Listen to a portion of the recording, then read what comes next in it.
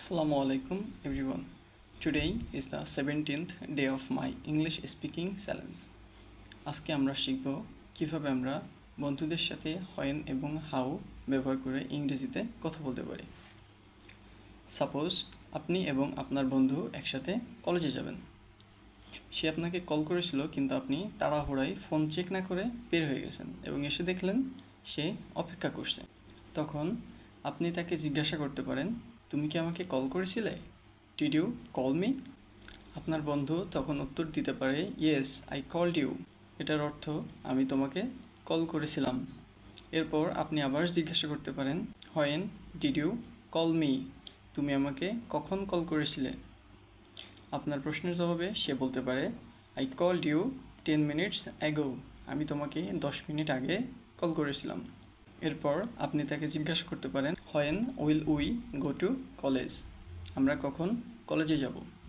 সে বলতে পারে, আমি মনে করি আমাদের এখনই কলেজে যাওয়া উচিত, কারণ আমরা দেরি করে ফেলেছি। এটাকে আমরা ইংরেজিতে বলব, I think we should go now because we are late. এরপর আপনি আপনার বন্ধুকে প্রশ্ন করতে পারেন, how will we go to college? আমরা কিভাবে কলেজে যাব? সে বলতে পারে, we will go to college by bus. আমরা বাসে করে কলেজে যাব।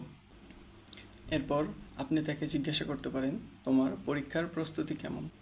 এটাকে আপনি ইংলিশে বলতে পারেন, how is your exam preparation? তোমার পরীক্ষার প্রস্তুতি কেমন? সে বলতে পারে, মাই প্রিপারেশন ইজ গুড, অর্থাৎ আমার প্রস্তুতি ভালো। এরপর আপনি তাকে জিজ্ঞাসা করতে পারেন, আমাদের পরীক্ষা কখন শেষ হবে, বা আমরা কখন আমাদের পরীক্ষা শেষ করব? When will we finish hour exam? আপনার বন্ধু উত্তর দিতে পারে, we will finish hour exam at 12 PM, অর্থাৎ আমরা আমাদের পরীক্ষা দুপুর 12টায় শেষ করব। এরপর পরীক্ষা শেষে আপনি তাকে জিজ্ঞাসা করতে পারেন, তোমার পরীক্ষা কেমন হলো?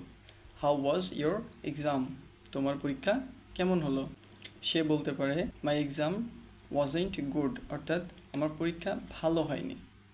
এভাবে আমরা দৈনন্দিন বন্ধুদের সাথে এবং আশেপাশের লোকজনদের সাথে হোয়েন এবং হাউ ব্যবহার করে কথোপকথন করতে পারি। ধন্যবাদ সবাইকে। আসসালামু আলাইকুম।